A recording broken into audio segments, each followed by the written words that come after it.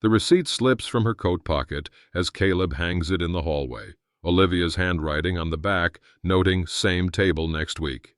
His weathered fingers tremble, recognizing the restaurant name, the one she dismissed as too pretentious when he suggested it for their anniversary. 35 years of marriage crystallize into this moment of betrayal. In his study, surrounded by psychology books bearing his name, the grandfather clock's steady ticking mocks his suddenly erratic heartbeat. The first tear falls, catching in day-old stubble as coffee grows cold beside him. The rain against windows echoes his quiet sobs as he studies the evidence of deception. Have you felt that moment when trust shatters? Share your story below. Like if this betrayal resonates, follow to see how Caleb reclaims his dignity from heartbreak's ashes. In his trembling hand, a lifetime together suddenly feels like a stranger's story. The receipt slipped from her coat pocket as Caleb hung it in the hallway, Olivia's handwriting on the back noting same table next week. His weathered fingers trembled, recognizing the restaurant name, the one she'd dismissed as too pretentious when he'd suggested it for their anniversary last month. He made his way to his study, legs suddenly unreliable beneath him. Caleb sank into the leather chair worn smooth at the armrests from decades of contemplation. The grandfather clock's steady ticking seemed to mock his suddenly erratic heartbeat. Evening light faded through the windows, casting long shadows across the hardwood floors as he held the receipt under his desk lamp. Rain began tapping against the glass, a gentle rhythm that seemed to echo the first tears threatening to fall. Must be some explanation, he thought, his psychology professor's mind attempting rationality even as his husband's heart recognized the truth. He removed his reading glasses, pinching the bridge of his nose. 35 years of marriage crystallized into this single moment of doubt. The shelf of psychology texts bearing his name, respected works on human behavior and relationship patterns, seemed to taunt him now. How had he missed the signs in his own home? The first tear escaped, tracking down his weathered cheek and catching in day-old stubble. His hand trembled as he checked the date on the receipt, last Thursday, when Olivia had claimed to be at her book club. The same evening she'd returned home with that unfamiliar scent clinging faintly to her clothes. He'd noticed, but hadn't questioned. Now that hesitation felt like a betrayal of his own instincts. "This can't be right," he whispered, voice cracking on the final word despite decades of lecture hall projection. The family photo on his desk caught his eye. Olivia and him at their 30th anniversary, both smiling with the easy comfort of a lifetime shared. Had that been real? The sob that escaped surprised him with its intensity, and he pressed his fist against his mouth to stifle it. The psychology professor, expert in human behavior, caught in the most human moment of blind trust. He opened his desk drawer, placing the receipt carefully inside beside the leather-bound journal, where he'd noted other inconsistencies without acknowledging their pattern. The pipe tobacco scent, lingering though he'd quit years ago, reminded him of simpler times when evening conversations with Olivia had been their favorite part of the day. When had those stopped? His tear-blurred gaze fell on his calendar, where he methodically tracked appointments. Next Thursday was marked with another book club night. Caleb reached for his phone, noticing 3 missed calls from Thomas, unusual for his punctual friend who never called without purpose. His finger hovered over the callback button, then hesitated. What did Thomas know that he didn't? The thought sent another tear down his cheek. A soft knock at the front door startled him from his thoughts. He wiped his face quickly, professional composure returning automatically. Friend or foe at the door. In this moment, he wasn't sure he could tell the difference anymore. Morning light streamed through kitchen windows, Caleb had meticulously cleaned last weekend, an act of routine maintenance that now felt pointless. He watched Olivia humming as she prepared coffee, her movements familiar yet suddenly foreign. She poured into their matching anniversary mugs, sliding his across the counter with a smile that didn't quite reach her eyes. "Sleep well?" she asked, checking her phone for the third time since entering the kitchen. "Well enough." Caleb cupped the warm mug between his palms, studying her with new awareness. The receipt he'd found last night sat heavy in his pocket, a weight against his thigh. "I was thinking about trying that new restaurant downtown. What was it called? Bella Notte?" The coffee cup paused halfway to her lips. A flicker of panic crossed her features before smoothing into casual indifference. "Oh, that place. The girls tried it last month. Overpriced for what it is." "The girls loved it," she added too brightly, not meeting his eyes as she checked her phone again. Caleb nodded slowly, the confirmation settling like stone in his stomach. The restaurant name on the receipt had indeed been Bella Notte, not some place the girls had visited, but where Olivia had written "same table next week" in her distinctive handwriting.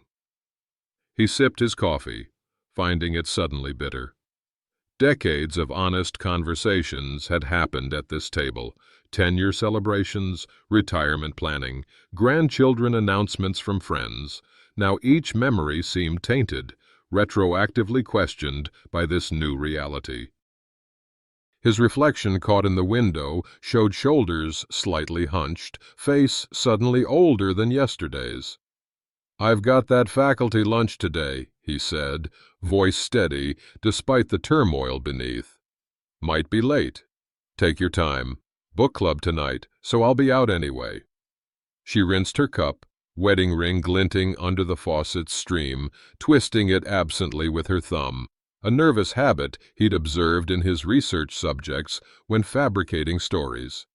The psychology professor in him catalogued the signs: defensive body language, averted gaze, unnecessary details volunteered. The husband in him felt nauseated. "Have fun," he managed, watching her leave the kitchen. When the front door closed, Caleb moved to his study with purpose. The shared calendar on his desk confirmed what he already suspected: a pattern of book club entries on Thursday evenings, coinciding with her returning home with that unfamiliar cologne scent. He flipped back through months of entries, seeing the pattern emerge with academic clarity. Reaching for her forgotten phone charger, a text notification illuminated her screen. Caleb froze, not intending to pry until he saw the preview. "Looking forward to Thursday. Our table." The message disappeared before he could read more. When he tried to open it, a password prompt appeared: new security on a device they'd always left open to each other. "When did we start having secrets?" he whispered to the empty room, the question extending beyond the phone to their entire marriage. His hand trembled again, but this time not with shock, with recognition. The tears that threatened now were different from last night's, burning with the particular humiliation of a man who'd spent his career studying human behavior, yet had missed the signs in his own home. The maitre d' at Bella Notte recognized Olivia's name immediately. "Ah, yes, Mrs. Turner." "Would you prefer her usual table by the window?" he asked, gesturing toward an intimate corner partially hidden by decorative screens. "That would be perfect," Caleb replied, professional calm masking inner turmoil. He'd decided on this direct approach after a restless night analyzing possibilities. Once seated, he noted the table offered a view of the street, while remaining discreet from other diners. Strategic, not a place for a casual gathering of women from book club. "Your wife's companion isn't joining today?" the server asked while pouring water. Caleb's hand stilled. "Not today. Has she been coming here often?" "Every Thursday for about 2 months. always with the same gentleman, blue eyes, younger. They seem quite engaged in conversation. The server's diplomatic phrasing couldn't disguise the implication. "Thank you." Caleb left his water untouched, departing after leaving enough cash to cover the inconvenience. His research methodology had yielded clearer results than he'd hoped for. The park where he and Olivia had once spent Sunday afternoons in early marriage lay 3 blocks away. His feet carried him there without conscious decision, to the secluded bench where he'd proposed 35 years ago. Now weathered and partially overgrown with ivy, their carved initials remained visible, though faded. C+O, surrounded by a heart they'd recarved on their 25th anniversary. Caleb traced the letters with his weathered fingertip, nail catching on the deepened O from that recommitment day. The irony wasn't lost on him.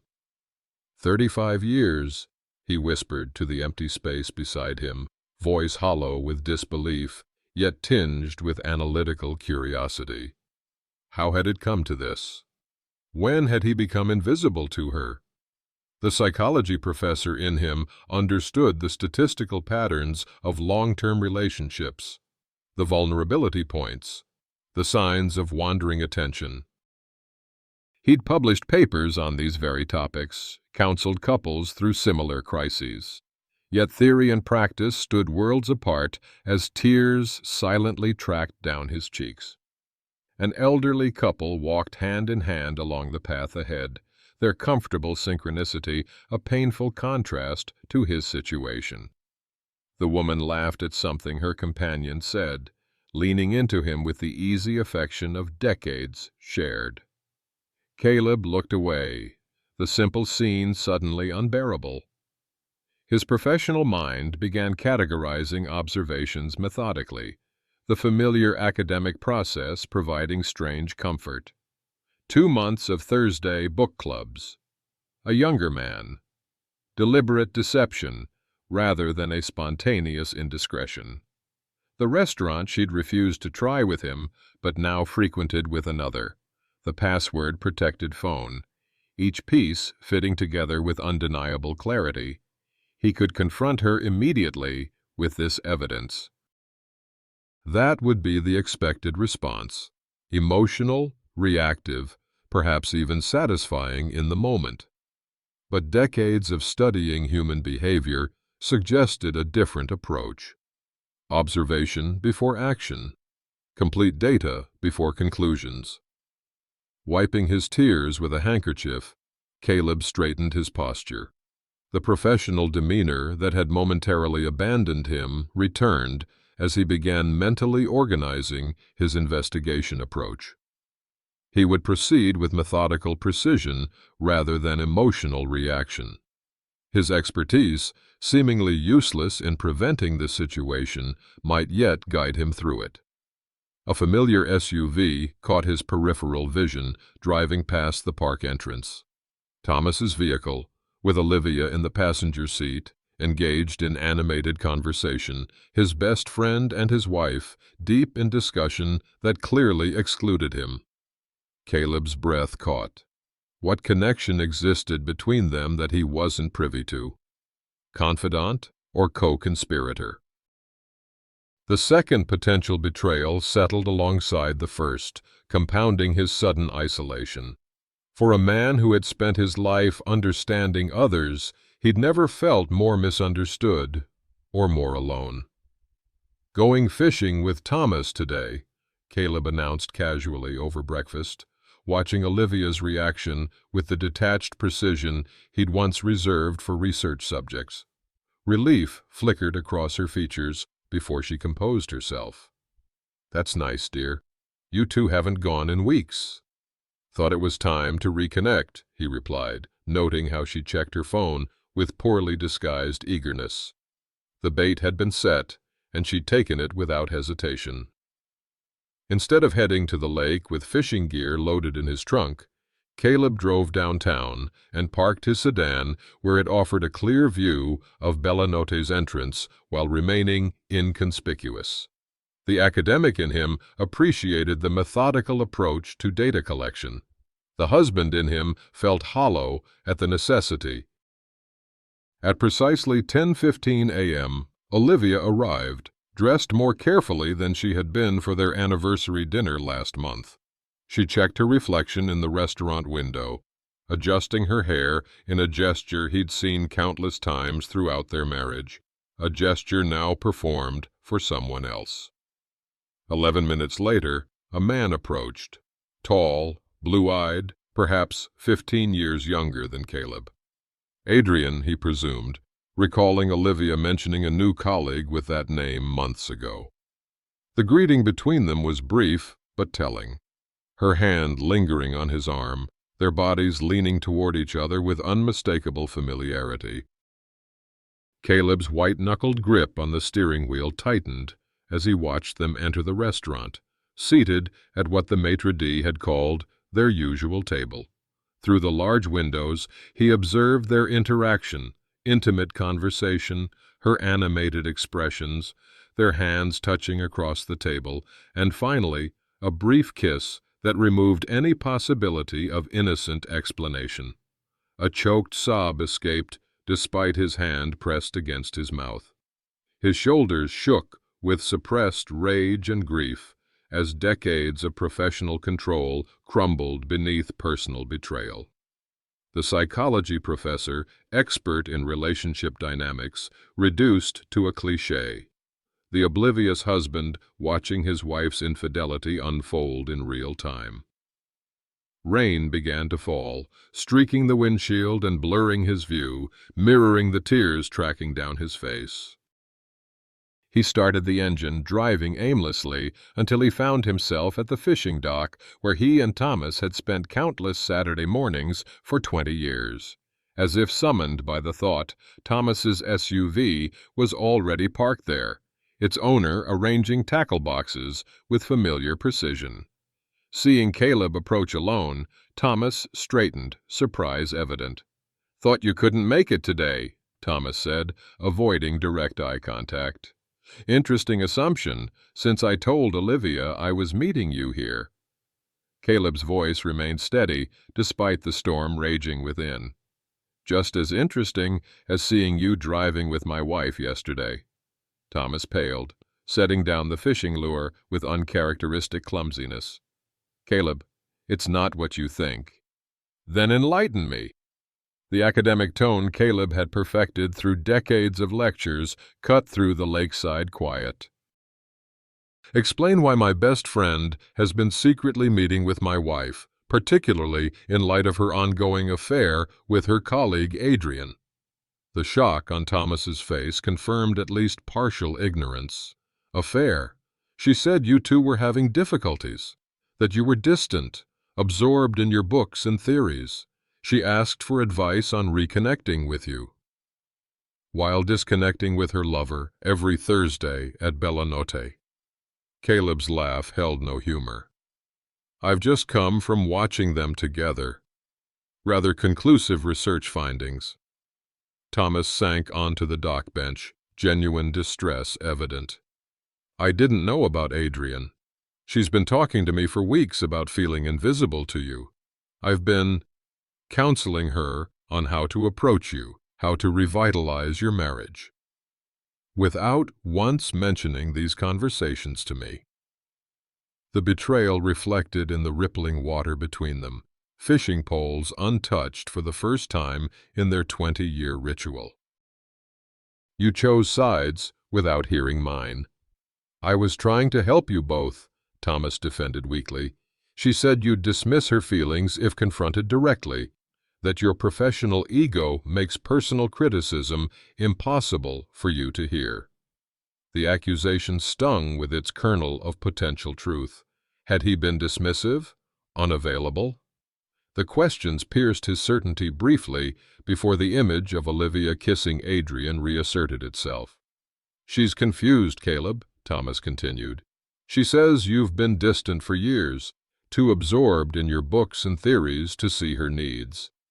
Tears of rage welled as Caleb processed this second betrayal. Not just his wife's infidelity, but his best friend's willingness to believe the worst of him without question. The foundation of his personal life crumbling simultaneously from multiple directions. How could you? The question directed at both Olivia through memory and Thomas in person, his voice breaking differently with each, betrayal versus disappointment. Two relationships spanning decades, both revealed as fundamentally misunderstood. Thomas reached toward him, but Caleb stepped back, maintaining physical distance that mirrored his emotional withdrawal. His professional identity as behavior expert completely undermined by personal blindness and friends' deception. His entire social reality suddenly questionable. "I thought I knew you both," Caleb said finally, turning to leave. The rain intensified, but he barely noticed, the external storm insignificant compared to the one within. Caleb spread his notes across his study desk, approaching the situation with academic methodology despite his inner turmoil. He documented the timeline methodically: book club alibis, calendar patterns, observed behaviors, each entry damning in its precision. Yet when he attempted to find earlier warning signs, the record proved frustratingly sparse. Had Olivia covered her tracks that expertly, or had he truly been too absorbed in his work to notice? The question haunted him as he reviewed their shared calendar from months past.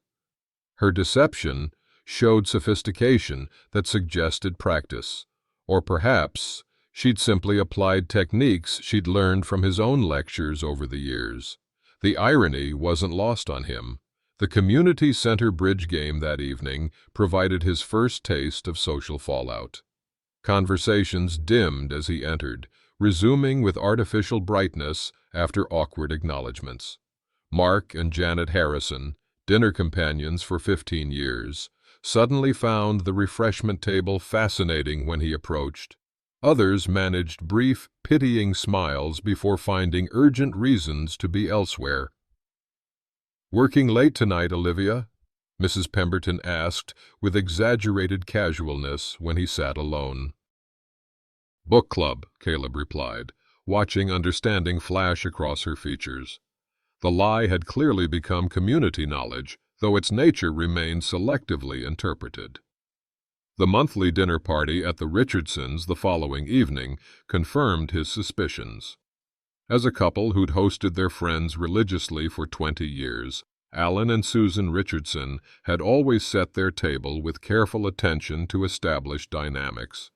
Tonight, Caleb immediately noticed the altered arrangement. He approached his usual place to find it occupied by David Wilson, a casual acquaintance previously seated at the far end. "Sorry, Caleb. Susan asked me to switch tonight," David explained with uncomfortable deference. From across the room, Olivia held court, her animated gestures drawing appreciative laughter from a circle that included Thomas. Their easy camaraderie suggested a narrative already established, one casting Caleb as antagonist rather than victim. He caught fragments as he circulated the periphery, wineglass untouched in his hand. Midlife awakening, finally pursuing her passions. Controlling, always analyzing everyone. Devoted his life to studying relationships, but couldn't maintain his own. The last comment, from someone he'd counseled through their own marital difficulties, landed with particular sting. His professional reputation weaponized against his personal dignity. Excusing himself to the bathroom, Caleb leaned heavily on the sink, staring at his unfamiliar reflection in harsh light. Tears flowed freely as he whispered, "Who am I now?" to the mirror, hands trembling uncontrollably. The psychology professor's mask completely shattered in this moment of private despair. Decades of professional respect, community standing, and personal relationships, all apparently contingent on Olivia's narrative rather than his own actions. The revelation of how thoroughly she'd managed perceptions around them left him breathless with its calculated efficiency. He straightened his tie with unsteady fingers, attempting to restore dignity while evidence of tears remained. Taking measured breaths, he composed himself with techniques he'd taught countless patients. The irony twisted in him like a knife. Returning to the gathering, he found conversation flowing seamlessly around his absence. His chair remained occupied, his presence unremarked, his isolation complete despite the crowded room. Thomas briefly met his gaze before looking away, the final confirmation of friendship's end, adding fresh weight to his shoulders. Olivia caught his eye across the room, her performance faltering momentarily before she turned back to her audience with renewed animation. Even in that brief connection, Caleb saw calculation rather than remorse. The professional detachment he'd cultivated through decades of clinical practice abandoned him entirely. For the first time since confirmation of her affair, he felt the full, devastating emotional impact of not just betrayal, but erasure, from his marriage, his friendships, his community, and his professional identity. Standing with untouched wine, watching the social fabric he'd thought himself integral to function perfectly without him, Caleb experienced the particular desolation of discovering one's expendability late in life. When he finally left, no one seemed to notice his departure. Olivia remained behind, her laughter following him into the night as he drove home alone, the car radio accidentally catching a love song that mocked his situation with its promises of eternal devotion. Passing downtown, a softly lit storefront caught his attention. Marie Chen Photography, classes welcome, illuminated against the darkening street. Through tears, he recognized the name from graduate school, a contemporary who'd chosen art over academia when their paths had diverged 30 years ago. Could there be a life beyond the one crumbling around him? A connection untainted by current betrayal? The possibility offered the first faint glimmer in days of overwhelming darkness. Has betrayal left you standing alone while everyone believed the lie? Comment your story below, like if this pain feels familiar, and follow to see how Caleb finds strength in his darkest hour. The gallery door chimed softly as Caleb entered the next morning, earlier than the posted opening time. The space smelled of paper and chemicals, oddly comforting in their familiarity from his college darkroom days. Light streamed through skylights, illuminating dust motes dancing in the air like suspended moments of time. "We're not quite open yet," called a voice from the back before a woman emerged, wiping hands on a cloth. She stopped, recognition dawning slowly. Caleb Turner. My goodness, it's been what, 30 years? Marie Chen hadn't changed as much as transformed. Her once black hair now silver, but cut in the same sharp bob, laugh lines deepening the eyes that had always noticed too much. She carried herself with the quiet confidence of someone who'd found her place in the world. Marie. His voice cracked slightly. I saw your sign last night. I didn't realize you'd settled here. 10 years now. She studied him with the direct gaze he remembered. No social niceties masking her assessment. You look terrible, Caleb. A surprised laugh escaped him, the first genuine reaction he'd experienced in days, always refreshingly honest. Photography requires seeing what's actually there, not what you wish to see. She gestured to a chair near the counter. Coffee? You look like you could use some. As she poured from a thermos, Caleb found himself explaining his presence without intending to. Not the affair, not the betrayals, but the simpler truth. I used to love photography, before psychology took over. Marie nodded, unsurprised. You had a good eye. I remember that series on elderly hands you did in undergrad. Showed dignity in aging before that was fashionable. You remember that?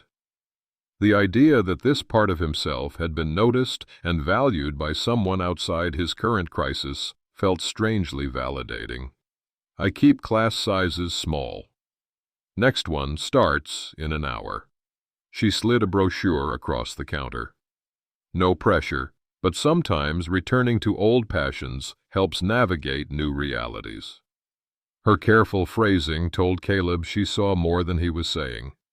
The photography class information detailed a 6-week course focused on finding beauty in weathered subjects, almost eerily aligned with his current need. I'll stay, he decided, a spontaneity foreign to his carefully structured life. When other students arrived, mostly retirees with varying experience levels, Caleb found himself absorbing technical information with academic precision while experiencing emotional release through the viewfinder. His hands initially shook, adjusting the vintage camera settings, but muscle memory returned as he focused on composition rather than crisis. Later, watching his first print emerge in the developing tray, Caleb experienced a moment of pure focus, unmarred by recent events. The image, a weathered park bench seen through rain-spattered glass, held metaphorical significance he hadn't consciously intended. Marie nodded approvingly. "You still have the eye," she commented, assessing the print's composition. "Most people photograph objects. You capture stories." By afternoon, Caleb had signed up for the full course and purchased a used camera that felt right in his hands. Solid, reliable, uncomplicated by deception. The simple act of carrying it changed his posture as he left the gallery, his gaze already seeking compositions in ordinary scenes he'd passed unseeing for years. That evening, he called the lawyer, whose card had sat in his desk drawer since a colleague's divorce last year. The conversation was brief, factual, devoid of the emotional overflow he'd feared. His academic precision served him well as he outlined the situation, focusing on practical considerations rather than betrayal's pain. "I'll have preliminary papers drawn up by Thursday," the lawyer confirmed. "You're certain about this direct approach without prior counseling attempts?" "Yes," Caleb replied, surprising himself with his certainty. The decision, crystallizing through the day of photography, felt right in its clarity. He chose not to mention that the marriage's opposing party was already receiving unauthorized counseling from his former best friend. When Olivia returned home that evening, Caleb was reviewing his photographs at the dining table. She paused, clearly surprised by the camera equipment. "Photography? That's new." Her tone suggested the hobby's inexplicability rather than interest. "Actually, it's quite old, from before we met." He continued sorting prints, maintaining casual conversation while observing her with new clarity. "How was your day?" "Fine. Listen, Caleb." She set her bag down with deliberate care. "I've been thinking, we need some space from each other, just temporarily." He looked up, meeting her gaze steadily. "Space?" "I'm going to stay with Karen for a week." She named a friend he'd never particularly trusted. "I think it will help us appreciate each other more." Sometimes people need distance to see what they have. The manipulation tactic was so transparent he almost laughed, creating absence to manufacture pursuit, attempting to position her affair-driven departure as therapeutic for their marriage. He recognized the technique from his second book on relationship dynamics. "Perhaps you're right," he replied mildly, returning to his photographs. His calm acceptance clearly unsettled her expected script. "You're okay with this?" "I think clarity would benefit us both." He smiled slightly. "When are you thinking of leaving?" "Tomorrow morning." She studied him with confusion that might have been comical under different circumstances. "I'll pack tonight." Caleb helped carry her suitcase downstairs later, his movements measured and courteous. The domestic routine they'd perfected through decades continued its choreography while its foundation had already crumbled. "You'll see things differently when I return," she promised at the door, her confidence in her strategy evident in her tone. "I'm sure things will be different," he agreed, the double meaning completely lost on her as she kissed his cheek perfunctorily. As her car pulled away, Caleb felt an unexpected lightness. The decision to end their marriage brought neither joy nor additional pain, only the clean relief of choosing clarity over chaos, truth over comfortable deception. He returned to his photographs, hands steady as he selected images for the portfolio Marie had suggested he begin. The camera captured reality without embellishment or manipulation, a refreshing contrast to the distorted reflections his marriage had become. Standing at your own crossroads between painful truth and comfortable lies. Comment your moment of decision. Like if you're cheering for Caleb's quiet strength, follow for the powerful aftermath of choosing yourself. Olivia's key turned in the lock precisely 1 week later, her footsteps lighter than when she'd left.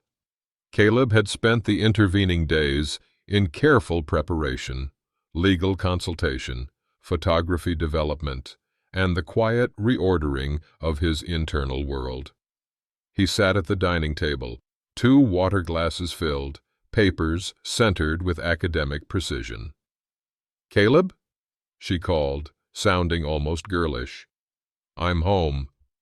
"In the dining room," he replied, voice steady. She appeared in the doorway, momentarily backlit, before stepping into the room. Her expression shifted from anticipation to confusion as she registered the formal tableau. "What's all this?" The question held nervous laughter as she set her bag down. "Please sit." Caleb gestured to the chair across from him, her usual place through countless meals and conversations. "We need to talk." She complied, wariness replacing her initial confidence.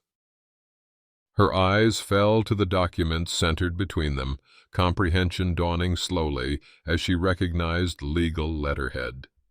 "Divorce papers?" The words emerged as shocked whisper. "This is a joke, right? Some kind of power play because I took some space?" "No joke, Olivia." Caleb maintained eye contact, decades of lecture hall projection keeping his voice clear despite the emotion beneath. "I've had time to consider our situation with clarity." "Our situation?" Her tone shifted to defensive indignation. "Taking a week to think about our marriage doesn't warrant this. Your affair with Adrian warrants this." The direct statement hung in the air between them, undeniable in its simplicity. Color drained from her face, quickly replaced by flush. "What are you talking about? What has Thomas been saying?" Thomas confirmed what I'd already discovered independently. Caleb's professional detachment remained intact, despite the personal nature of his words. "I've observed your Thursday pattern for weeks. I've visited Bellanote and spoken with staff who know your usual table. I've seen you together myself." A single tear tracked down his cheek, not in weakness but release as he continued. "I choose clarity over chaos, Olivia. Truth over comfortable deception." Her strategy shifted visibly, shock giving way to practiced contrition. "It was a mistake, Caleb. A moment of weakness. It didn't mean anything." 8 weeks of scheduled deception isn't a moment," he interrupted gently. "Your relationship with Adrian isn't why I'm ending our marriage, though. It's the calculated manipulation of me, our friends, our entire community. You've rewritten our history to justify your choices." Tears welled in her eyes, real emotion finally breaking through performance. You've been distant for years, buried in your books and theories, analyzing everyone but never seeing me. What was I supposed to do? Speak truthfully, or leave honorably. He slid the papers closer to her. Not construct elaborate deceptions while turning our friends against me. I never, she began, then stopped as he raised an eyebrow. Her phone chimed with an incoming text. Thomas's name appeared on the screen before she quickly silenced it. He's called 6 times since you arrived, Caleb noted. Your stories are aligning, I presume. Anger replaced tears as her last defenses crumbled. You're spying on me? Checking my phone? This is exactly why. I haven't touched your phone, Olivia. I simply observed the caller ID displayed on your screen. The psychology professor's precision undermined her attempted deflection. Observation isn't invasion, it's awareness. She stared at him, truly seeing him perhaps for the first time in years. Thomas said you'd never actually leave, that you needed me too much at your age. The statement held both accusation and dawning uncertainty. Caleb smiled sadly. There's another area where expertise failed both of you. He removed his wedding ring, placing it deliberately beside the papers. The indentation on his finger caught the afternoon light streaming through the window, visible evidence of the mark 35 years had left, even as he chose to move beyond it. I'll be staying with a colleague while you decide your next steps. The house is yours until we determine equitable division of assets. His calm practicality seemed to unsettle her more than recrimination would have. I've taken only my personal items and photography equipment. Photography? She repeated blankly, focusing on the unexpected detail. Since when do you? Since before I met you, he answered simply. There are many parts of myself I set aside during our marriage. I'm reclaiming them now. Standing, Caleb felt a strange lightness, despite the gravity of the moment. The confrontation he'd dreaded had brought neither satisfaction nor additional pain, only the clean certainty of choosing self-respect over a compromised relationship. As he moved toward the door where his suitcase waited, Olivia called after him, her voice smaller than he'd ever heard it. What am I supposed to do now? He turned back, seeing not the manipulator of recent weeks, but the woman he'd once built a life with. Whatever you choose, Olivia, but for the first time in 35 years, I won't be part of that equation. That's your freedom and mine. The door closed behind him with quiet finality, the sound of Olivia's first genuine sob following him down the steps. The tears that blurred his own vision as he placed his suitcase in the car weren't of regret or anger, but of release, the culmination of a journey from betrayal to clarity, from reaction to choice. The psychology professor had finally applied his expertise to his own life crisis, choosing dignity over desperation, truth over comfortable illusion. Marie's spare room above the gallery became Caleb's temporary sanctuary, minimalist, practical, and free from the weight of shared history.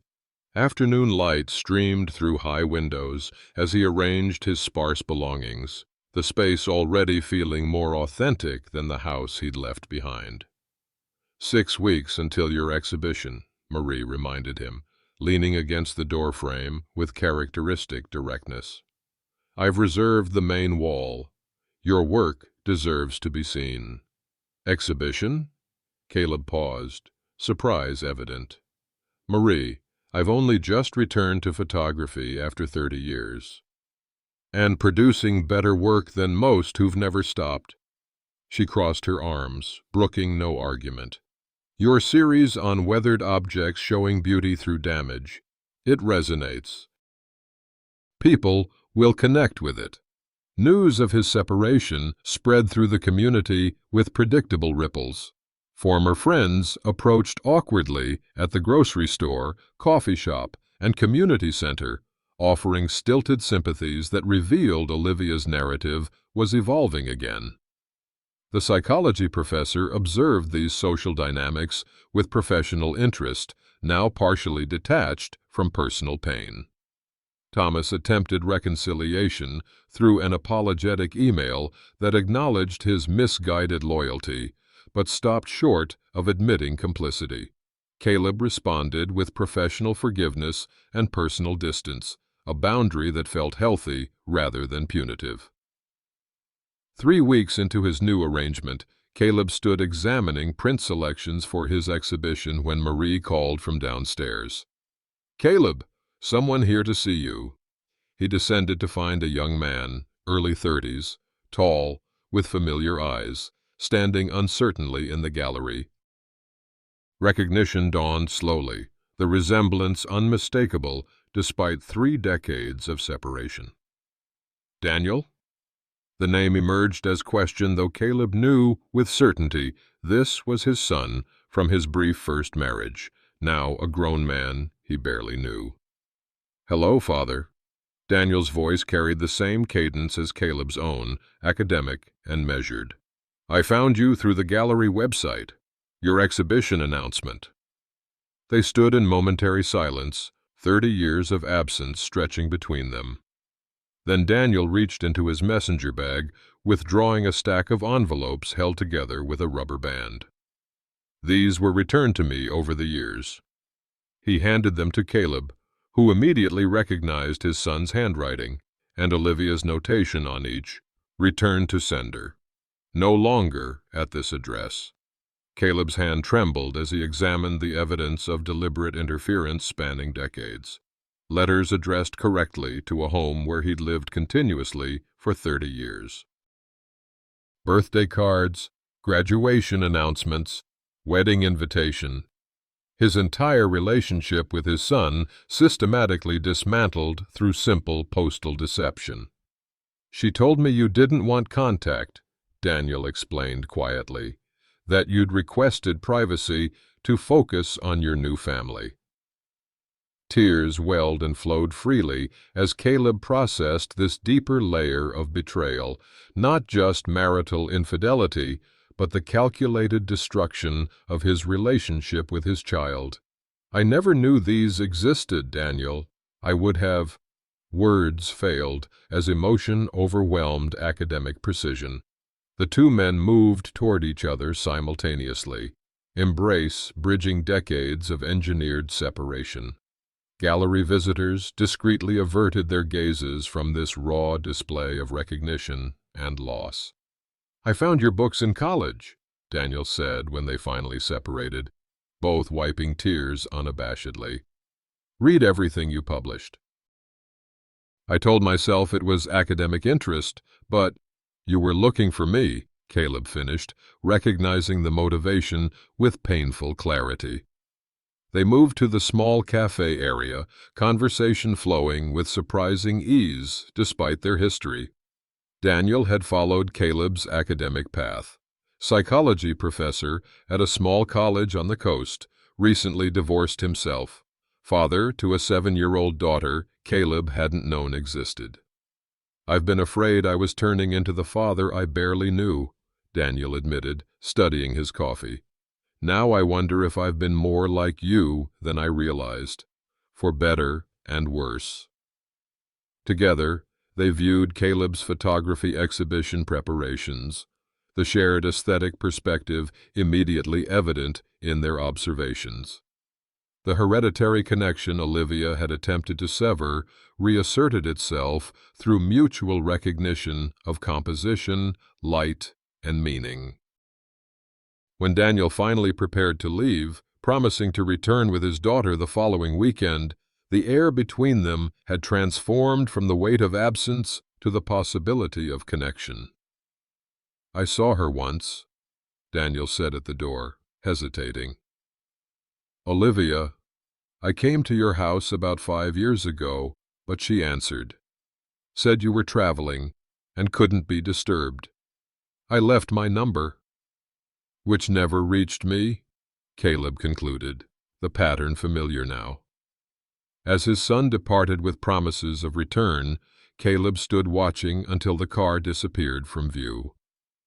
The gallery space around him seemed suddenly charged with new significance, not just artistic renewal, but familial reconnection, legacy rediscovered through the very exhibition that marked his independence. That evening, as visitors gathered for a community art walk, Caleb noticed several former dinner party attendees entering the gallery, curiosity overcoming recent awkwardness. Marie had positioned his photograph of the weathered engagement bench prominently, its carved initials still visible despite surrounding decay, a testament to endurance amid breakdown. One by one, people who had avoided his gaze at the Richardson dinner approached with genuine interest in his work, conversations focusing on artistic merit rather than personal circumstances. The shifting social dynamics revealed how quickly narratives could evolve when new information emerged. Olivia's relationship with Adrian had apparently become public knowledge, prompting re-evaluation of earlier assumptions. Standing beside his photographs, explaining his artistic choices with the same clarity he'd once reserved for psychological theories, Caleb experienced the particular satisfaction of being seen for his present reality rather than through the distorting lens of others' narratives. The exhibition space transformed that night from Marie's gallery to a new beginning. Professional identity merging with artistic expression, paternal connection restored, and the first tentative rebuilding of community relationships on more authentic terms. When he returned upstairs late that evening, emotionally drained but peacefully centered, Caleb added a new photograph to his exhibition selections, his own hand and Daniel's side by side on the gallery counter, the physical resemblance striking in the black and white image. Beneath it, he wrote a simple title, Reconnection. The tears that fell as he worked weren't of loss, but recognition. The profound emotion of finding unexpected gain amid betrayal's wreckage. 6 months later, Caleb stood on the porch of his new cottage, camera in hand, as evening light transformed ordinary scenes into moments worth preserving. The small house, just 3 blocks from Marie's gallery, had become home more quickly than he'd anticipated, its weathered wooden floors and abundant natural light perfect for both living and photography. He'd painted the porch himself, choosing a soft blue that brightened the weathered wood without disguising its character. Bird feeders attracted constant activity to the yard, providing both companionship and photographic subjects. The manuscript pages of his new book, Seeing Clearly, Visual Perception and Psychological Insight, rested on the side table beside an antique camera lens Daniel had given him, symbols of his merged professional and creative identities. Regular Sunday dinners with Daniel and his granddaughter Emma had become the framework around which his weeks were structured. At 7, Emma showed both her father's analytical mind and a creative intuition that delighted Caleb. Teaching her to use a simple camera had become their special connection, her perspective offering insights that frequently found their way into his lectures at the community college where he now taught part-time. The exhibition that had begun as Marie's insistence had led to unexpected opportunities, guest lectures on visual psychology, a small but dedicated following for his photographic work, and the book contract combining his academic expertise with his artistic renaissance. Life had reconfigured itself around authenticity rather than accommodation, purpose rather than pattern. Professor Turner? The voice startled him from contemplation. Thomas stood at the garden gate, uncertainty evident in his posture, the first in-person encounter since their confrontation at the fishing dock months earlier. Thomas, Caleb set his camera down carefully. This is unexpected. I've driven by a few times, his former friend admitted. never quite found the courage to stop. Caleb gestured to the second chair, an invitation neither effusive nor reluctant. Professional forgiveness had come easily. Personal trust would require more time. "How have you been?" Thomas asked, settling awkwardly into the seat. "Well, better than expected." Caleb's response held neither bitterness nor false cheer. "And you?"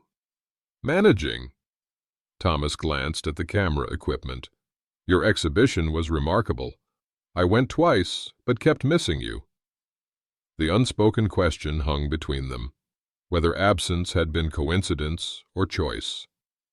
Caleb let it linger, neither confirming nor denying intention. "I saw Olivia last week," Thomas offered after a silence. "At the grocery store. She's different." "How so?" Genuine curiosity rather than emotional investment colored the question. "Subdued. Adrian's gone. Left for a position in Seattle. With someone else, apparently." Thomas studied his hands. "She asked about you." Caleb nodded, unsurprised. The patterns he'd studied professionally had played out with predictable precision in his personal life. "I hope she finds what she's looking for." The sentiment was genuine. Not forgiveness exactly, but the peaceful detachment that comes with complete emotional release. His wish for her well-being existed independently from their shared history, neither dependent on nor limited by past betrayal. Thomas departed after 20 minutes of careful conversation that acknowledged the breach without attempting to minimize it. The foundation for potential renewal had been established, though both recognized any future friendship would necessarily be different from its predecessor. 2 days later, the Community Arts Festival brought unexpected encounters as Caleb displayed selected photographs in the park where he'd once sat, processing his discovery of Olivia's affair. The transformed space now held new associations, creativity, connection, forward movement. Midway through the afternoon, he spotted Olivia across the green, her appearance notably less vibrant than in memory. Their eyes met briefly, mutual recognition passing between them before she approached with careful steps. "Your work is beautiful," she offered, gesturing to the displayed photographs. "I didn't know you had this talent." "I did," Caleb replied simply. "Before." The unspoken remainder hung between them. Before psychology, before marriage, before priorities shifted to accommodate partnership. Her slight nod acknowledged understanding. "Are you well?" he asked, professional courtesy masking neither concern nor indifference. "Getting there." Her honesty seemed new, possibly hard-won. "Adrian left." "I heard. With his research assistant." A bitter smile flickered briefly. "Apparently I was too old for the long term." Caleb could have offered analysis, the predictable pattern of relationships founded on deception, the statistical likelihood of repetition. Instead, he simply nodded, allowing her the dignity of her own realizations. "Your son found you," she said after a moment, changing direction. "Daniel." "Yes." His tone cooled slightly, this wound still fresher than the marital betrayal. "I should have given you the letters." No excuse followed, just acknowledgement. "Yes, you should have." Caleb's response was neither accusatory nor forgiving, simply factual. They parted minutes later with civil nods, no dramatic confrontation or emotional catharsis marking their exchange. The mundane nature of their interaction somehow more definitive than any heated scene could have been. Two people who had shared decades now moving in separate orbits, the gravitational pull between them finally released. As twilight settled over the festival, Caleb returned to his porch, camera in hand to capture the day's last light. Marie joined him briefly on her way home, their comfortable silence the product of mutual respect rather than romantic connection. "Teaching class Tuesday?" she asked, referencing the senior photography course he'd developed that had quickly filled with enthusiastic students. "Of course," he smiled, genuine pleasure evident. "I'm incorporating some perception exercises from my research. The intersection is fascinating." After she left, Caleb adjusted his camera to capture the sunset. Not directly, but reflected in his window glass, the indirect beauty holding deeper interest than the obvious spectacle. A peaceful tear tracked down his cheek as he reviewed the image, appreciation rather than grief evident in his expression. On his desk inside, Emma's first photograph sat framed beside his academic awards, a slightly blurry image of Caleb and Daniel in profile, their matching expressions capturing hereditary connection no separation could erase. Legacy continuing through unexpected channels, meaning found in places betrayal could not reach. As twilight deepened, he considered Marie's suggestion that he develop a specialized therapy approach combining visual expression with traditional psychological techniques. The possibility of helping others navigate their own crossroads between painful truth and comfortable illusion held particular appeal, his personal experience informing professional expertise in ways his previous academic detachment never could. The psychology professor, the photographer, the father, the grandfather. Facets once compartmentalized, now integrated into cohesive identity.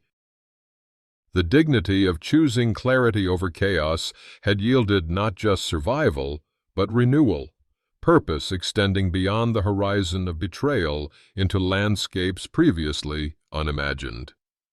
Caleb Turner, watching stars emerge above his new home, found himself genuinely grateful for the painful awakening that had ultimately led not to an ending, but a more authentic beginning. When a receipt falls from a coat pocket or a text message appears at the wrong moment, life can change in an instant, can't it?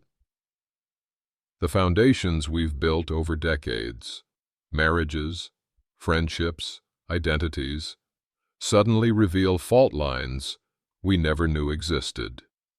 You've been there, perhaps. That moment when certainty crumbles and tears fall, when the person you thought you knew becomes a stranger wearing a familiar face. Trust, once broken, leaves a particular wound for those of us who've traveled life's longer road. It's not just the betrayal that cuts deep, it's the retrospective doubt cast on years of shared memories. Was any of it real? The question haunts quiet evenings, doesn't it? When Caleb found himself standing alone at that dinner party, invisible in a room full of people who'd shared his table for decades, many of you recognized that particular desolation. The special sting of discovering your expendability after a lifetime of connection. But there's something else that happens in these moments of painful clarity. Something important. When the comfortable illusions fall away, we often rediscover parts of ourselves long set aside. The photographer before the husband, the writer before the caretaker, the dreamer before the provider. Like finding an old favorite sweater in the back of a closet and realizing it still fits perfectly. These passions don't vanish with time. They wait patiently for rediscovery, sometimes for decades. You know something that younger folks haven't learned yet. Life rarely ends where you expect it to. The chapter you thought was closing might actually be opening a door you'd forgotten existed. When Caleb found his son after 30 years of engineered separation, many of you felt that particular hope, that unexpected gifts sometimes emerge from our deepest losses. Legacy isn't just what's taken from us, but what we reclaim, rebuild, and discover anew. The dignity in choosing clarity over chaos, in standing firmly in your truth when others have rewritten your story. There's a quiet power there that resonates differently after 60 years of living. It's not about winning or revenge. It's about the peace that comes from finally removing ill-fitting masks we've worn too long, even when that removal comes through tears. So tonight, as you sit on your own porch, watching the stars emerge, know this: the heart that's weathered storms has learned to recognize clearing skies. And sometimes, it takes a storm to reveal just how resilient we've become along the way.